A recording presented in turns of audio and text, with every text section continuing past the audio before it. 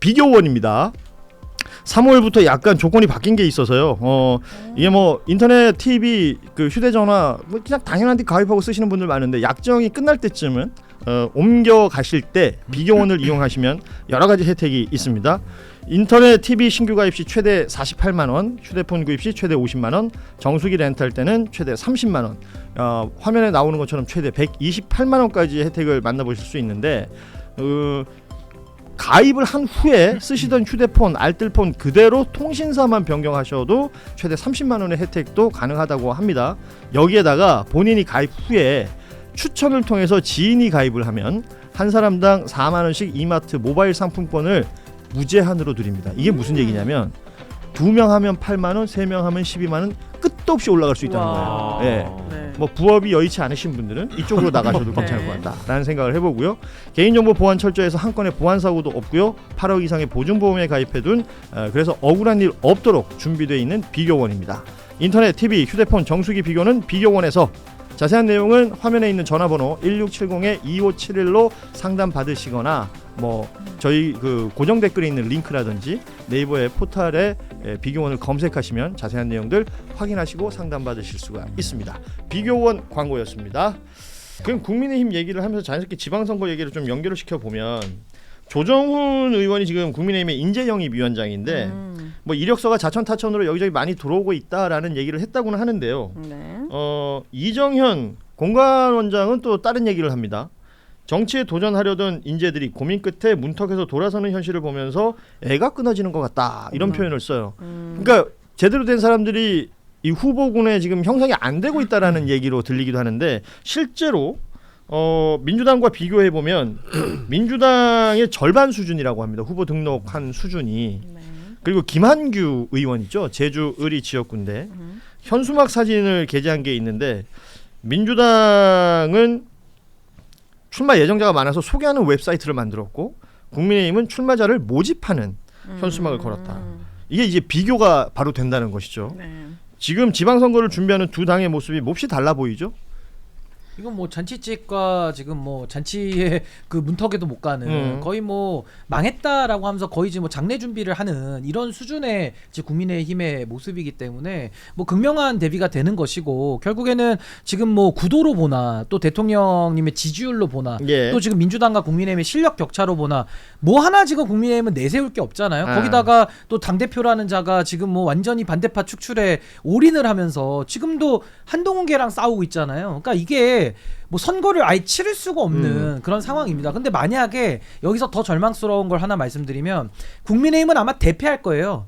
근데 대패를 하고 나서가 더 중요할 텐데 그때도 아마 부정선거를 또 얘기를 하든지 아니면 한동훈 책임론을 또 얘기할 겁니다. 100%죠. 이게 이해가 안 되지만은 이 안에서는 이게 거의 모국어처럼 통하는 논리거든요. 그러니까 이런 식으로 가가지고는 정말 보수의 종말 한 집단이 어떻게 망해가는지를 우리는 지금 보고 있는 거기 때문에 그 과정을 보고 있다. 아 그렇죠. 그래서 저는 국민의힘에 대해서는 아마 뭐 대다수의 국민들 내지는 국민의힘 안에 계신 분들도 아 우리 당이 쇄신돼서 잘 될 거야라고 생각하는 사람 저는 거의 없다고 봐요. 네, 저는 없다고 이번 봅니다. 지방선거에서 반드시 회생 불가할 정도로 국힘이 망해야 가능성이 있다고 봐요. 국민의힘 자체에도.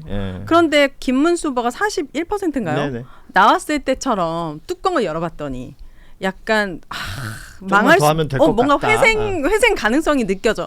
그럼 진짜 절망스러울 것 같아요. 지금 그 얘기들을 많이 하시는 것 같습니다. 장동혁 대표를 중심으로 한 이제 당 지도부가 하고 있는 소위 말하는 국민의힘의 정치라는 게 뭐냐?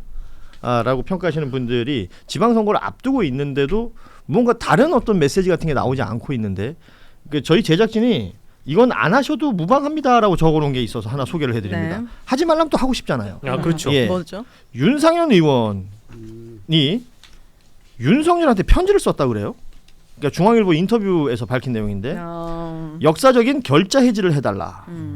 그걸 해줘야 보수 진영이 살 수 있다. 뭘 해달라는 거예요? 그래서 결자 해지라고만 적혀 있는데 그 이후에 윤석열 측으로부터 고맙다. 윤상현 의원의 충정을 알고 있다. 깊이 고민하겠다라는 답을 받았다고 합니다. 일단 저는 무슨 내용인지 모르겠는데 네. 윤상현 의원이 어떤 사람입니까? 김재섭 의원한테 의리를 지켜야 된다. 나 의리 지켰다고 예전에 인기 많았다. 그랬더니 1년 지나니까 국민들 다 까먹더라. 뭐 이런 얘기를 했던 인물 아니겠어요? 네. 선거를 대하는 이들의 태도인 것 같아요. 이 결자해지가 내란에 대한 반성과 사과 대국민 메시지를 내달라는 거예요. 그런 윤석열한테. 메시지를 윤상현 의원이 그 전에 한번 한 적이 있었거든요. 아. 예. 그러니까 사과의 의지를 내비쳐야 된다라는 취지의 얘기를 했었는데 네. 선거철이 다가오니까 윤상현 의원이 어떤 사람이었어요. 그 뭐야 관저에서 체포 방해를 하고 있을 때 그 앞에 몰려갔던 의원 중에 한 명이었고 가장 큰 네. 목소리 냈던 인물 중에 한 명 아닙니까? 연단에도 많이 올라가가지고 그리고 지금 선거철이 되니까 보여주는 모습이 이런 거란 말이죠.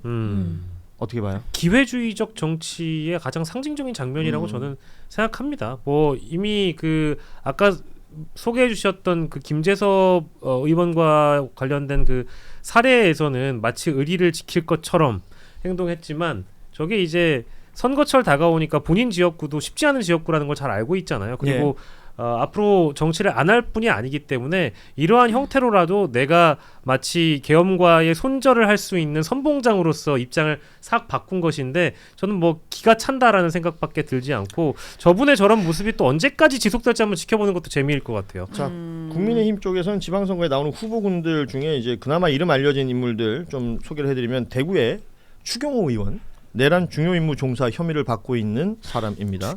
대구시장 출마를 지금 얘기했고 그리고 윤각근 변호사라고 윤석열 재판에서 맨날 보시는 그 변호사 있습니다.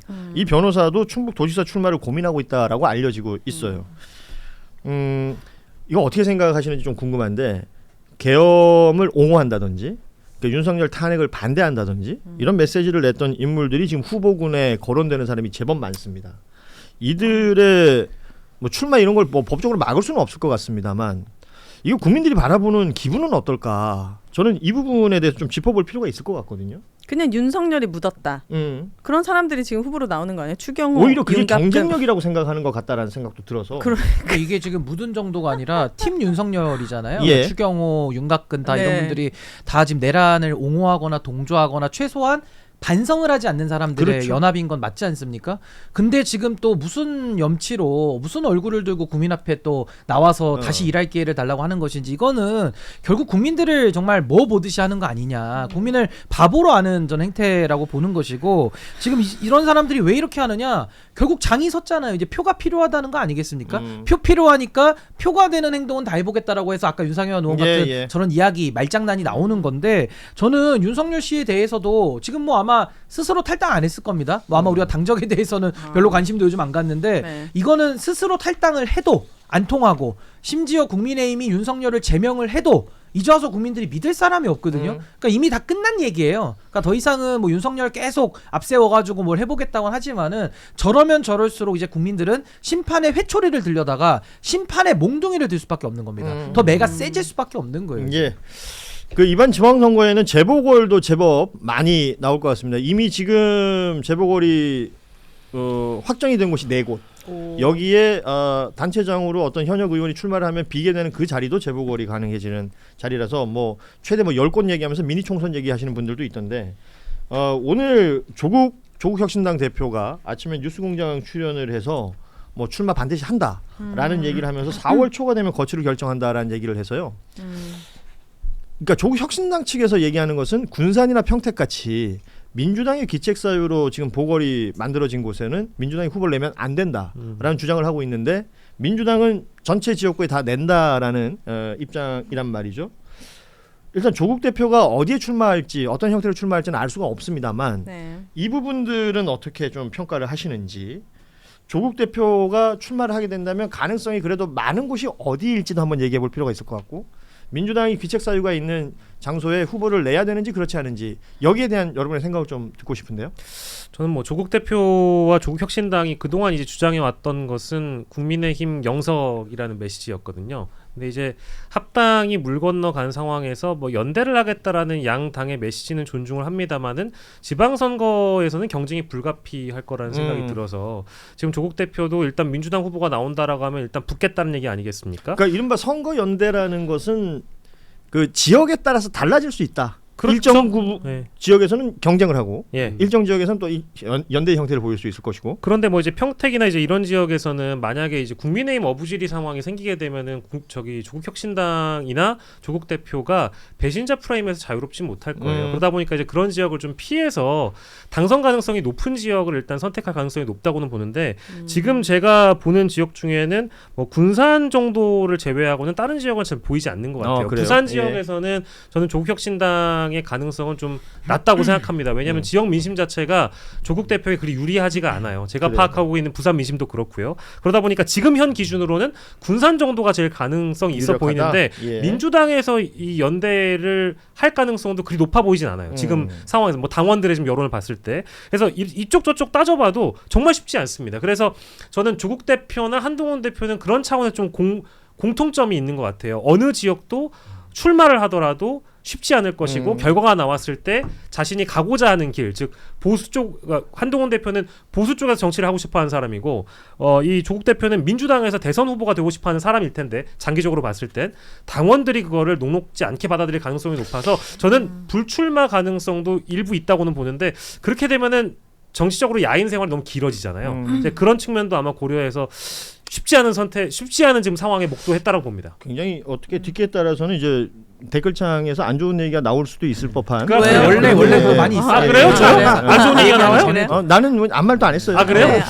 저도 여론이 또 이도저도 아니라고 얘기를 했던 거. 아니 근데 저 같은 경우는 두 네. 가지로 나눠서 설명을 좀 해보면 정치감 그리고 정치 문법 제 두 가지로 설명을 드려보면 이 조국 대표는 지금 정치감으로 봤을 때는 많이 감이 좀 약화돼 있어요. 그러니까 예를 들면 뭐 손가역이라는 단어를 쓴다든지 예. 여전히 이런 새로운 지지층 확장 현상에 대해서 그 현상을 들여다보기도 전에 이건 뭔가 갈라치기로 뭐 분열의 언어라는 식으로 항상 이렇게 표현을 하고 있기 때문에 저는 이런 감의 문제를 먼저 지적을 드리고 싶고 이건 뭐 지금 조국혁신당의 예. 지지율로도 나오는 현실인데 더 중요한 건 전 정치 문법이거든요. 이게 그 노무현 대통령 그 출마하실 때 한번 보면 어디 재면서 출마하신 분 아니거든요. 그분은 처음에 초선 배치 달 때도 아 나 허삼수 잡으러 가겠다 해서 지역구로 옮겨가지고 훨씬 어려운 데로 가서 만표 차이로 이기고 예. 그 다음에도 그 재보궐로 아주 힘들게 국회에 10년 만에 입성을 다시 했는데도 아 나는 지역주의 다시 부산으로 타파하러 가죠. 간다 하면서 예. 그냥 정면 돌파해가지고 또 떨어지시는 거예요. 그러고 대통령 되시거든요.